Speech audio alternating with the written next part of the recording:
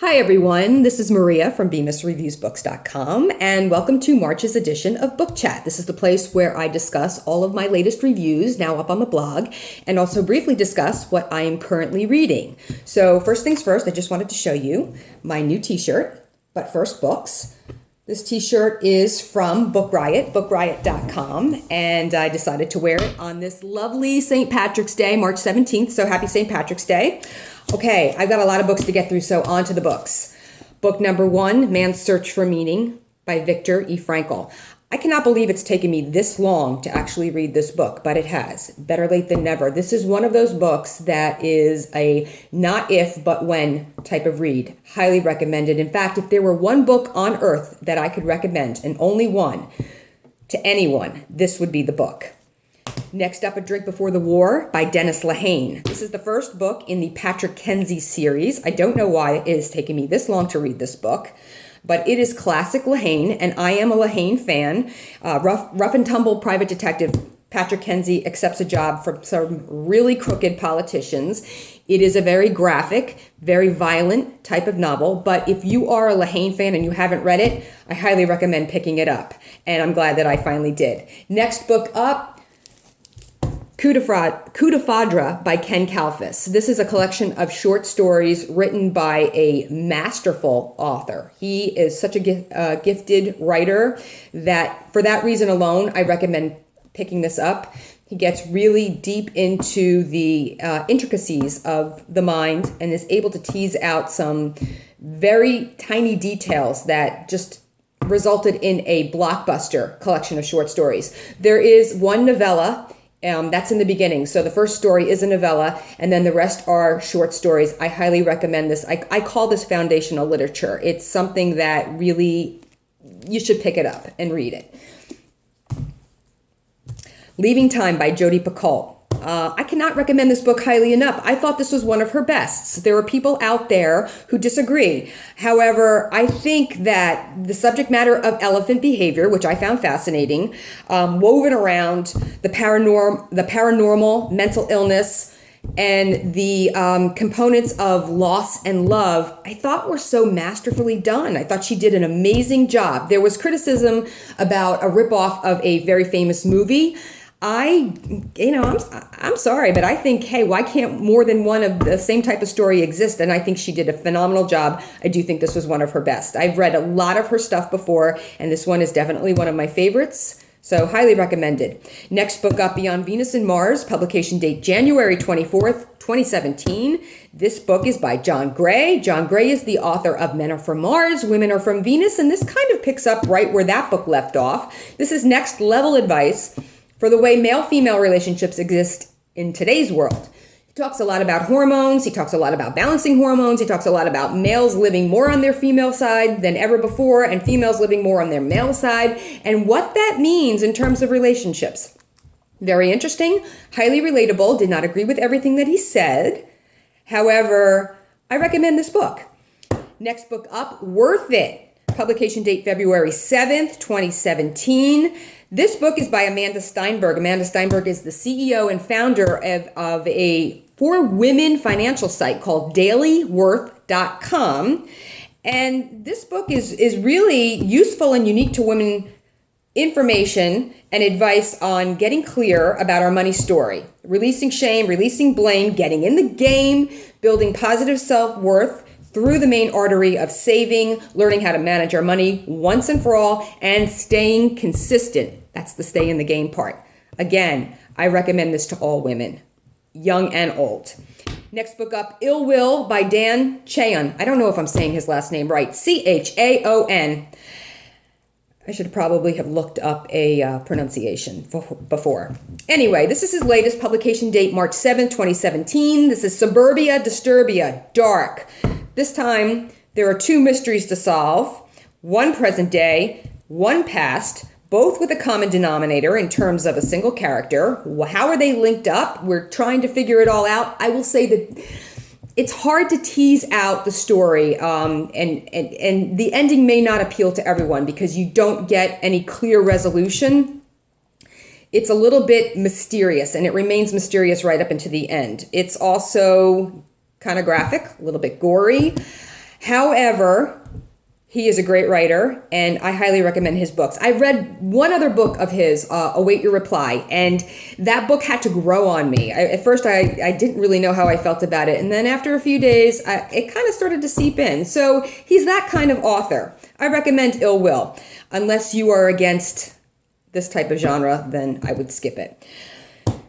Mercies in Disguise by Gina Kolata. Publication date March 21st, 2017. Science reporter Gina Kolata follows the Baxley family through their navigation of a discovered highly heritable mutated gene that belies a brutal and also fatal neurodegenerative disease that has no cure. So basically, this particular family has this gene in their lineage, and the book is actually about how they came about finding out that the family did have this gene, how they traced it back. There's some background about the disease itself, and it's in particular about one young member of the Baxley family, a young woman who decides that she is going to be tested ahead of time to find out if she has this gene. So it reads very much like a novel, very much like a story, a fictional piece, but it's not. So it's very interesting the way it's written, and you're going to learn a lot about some pretty horrible disease that I think a lot of us have never heard of. How Not to Hate Your Husband After Kids by Jancee Dunn. Jancee. Publication date March 21st, 2017. This is another look at the marital relationship and tips to better relatability between the sexes. So again, it's a highly male-female balancing act in terms of a marriage, and this one is particularly about what happens to a marriage after kids. It's funny, it's wry, it's humorous, and Jancee Dunn actually uses her own marriage as a kind of guinea pig so that we may benefit the results from that. I thought it was a very well-written book, and I highly recommend it. Next up, The Perfect Stranger by Megan Miranda, publication date May 16th, 2017, so this hasn't hit the airwaves yet. This is about a friendship that has gone very wrong. However, one member of this female-female friendship has to figure out what's going on. So it's a kind of a psychological suspense thriller genre. Very quick read, very entertaining. Again, recommended. It's Buried. Barbara the Slut and Other People. This is a collection of short stories by Lauren Holmes. This is a girls-tinged, low-grade rant about the unique complexities of mundane millennial triviality. It's steeped in humor, it's wry, it's kind of heartbreaking at the same time. It's well written. I think that millennials will find these stories highly relatable, and for myself, who is not a millennial, it's a look back into the minds of a 20-something-year-old, or even actually younger. There's a couple of stories in here with younger girls. So going back into that, preteen through your 20s point in time, this book is really interesting. I highly recommend it. Okay, and that's it for the reviews. Now, let's go on to what I'm currently reading. Every Dead Thing by John Connolly. This is the first book I've ever read from Connolly. I understand that he has written quite a bit. This is the Charlie Parker series, and it's the first book in the Charlie Parker series. It's actually, I'm a little confused because there's so much going on. This really should have been two stories. Charlie Parker is an ex-cop whose wife and very young child have been brutally murdered.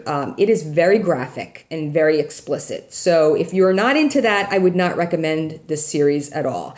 And basically, a lot of the book is about the change in Charlie Parker and how he evolves from that point on. But there's also another mystery that is being solved at the same time as he's trying to catch the guy who murdered his wife and child. So again, there's a lot going on. I think maybe too much. I'm not done with the book yet. I'm about a little bit more than halfway through. So we'll see. Try Not to Breathe by Holly Seddon. I don't have the pub date on this one. This one came across my queue recently. I decided to read it. It's about a functioning alcoholic who is a journalist. So there are a lot of parallels between this character and Paula Hawkins, the girl on the train. It's interesting. She's actually trying to solve a mystery that happened 15 years earlier, where a 15-year-old girl was abducted and beaten severely enough to now be in a vegetative state. The girl is still alive. I believe that her brain is still awake. She's still aware, but she has no way to communicate. So there's a mystery that we're waiting to be solved. And there's a link, a boyfriend from the past who is clearly part of the story in the present. I'm waiting to find out. I'm about halfway through what his link is. There's more to the story to be figured out. So it's exciting. Psychological suspense thriller, Try Not to Breathe.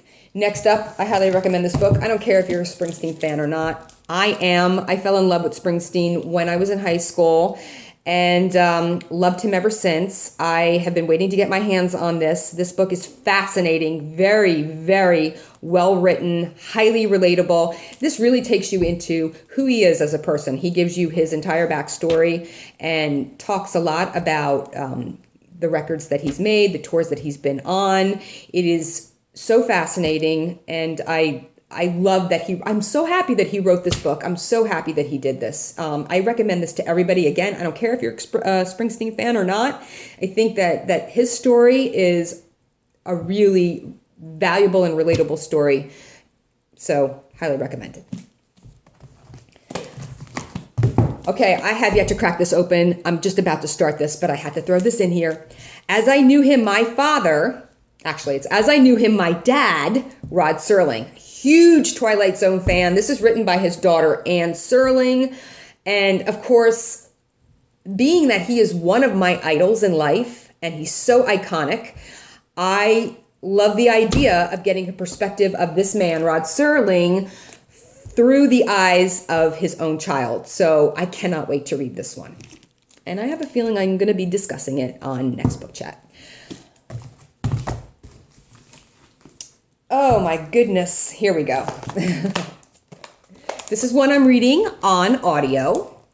This is The 7 Habits of Highly Effective People by Stephen R. Covey. This is the unabridged edition. Highly recommended. This is, again, one of those very famous, very important books of our time. This is all about paradigms. And if you don't know what a paradigm is, go look it up, because there are a whole bunch of books relating to the way we think, the lenses through which we view the world, and what that really means. So I'm loving this. There is, in fact, I actually wrote for the first time in my entire life a personal mission statement based on reading this book. And this is by also one of those books that you are going to need to read more than once. So this is one to own and to keep referring back to over and over again. Highly relatable, valuable information, and I think this is also one of the books that we should all be reading. And I think a lot of people would agree with me on that. Okay, last one. This is what happened. A year ago, I had started reading this classic, Middlemarch by George Eliot, and I started reading it on my Kindle. And this is one of those books that is not meant to be read on a Kindle. I'm sorry. I would argue with anybody who disagreed on that. This is a book that you need to read by holding it in your hand and flipping pages. So I got through actually 2/3 of the book, and then finally I just reached a point where I couldn't stand it anymore. And I had to go out, buy myself a copy, which I did, and I'm going to finish up the book with a hard copy. Actually, it's a paperback version of it. So I am actually starting Book 6, which is The Widow and the Wife. That's where I left off, and I will probably have to go back and read it all over again because I've lost some continuity and flow. I had to put it on hold. This is the first time I think I've ever done this with a book, but I'm really anxious. It's been a goal of mine for a very long time to read Middlemarch, and I am finally almost there. So I would love to be able to discuss this on the next book chat. That's it, everybody. Again, I hope you have a great Happy St. Patrick's Day, and I will talk to you next time on Book Chat. Take care.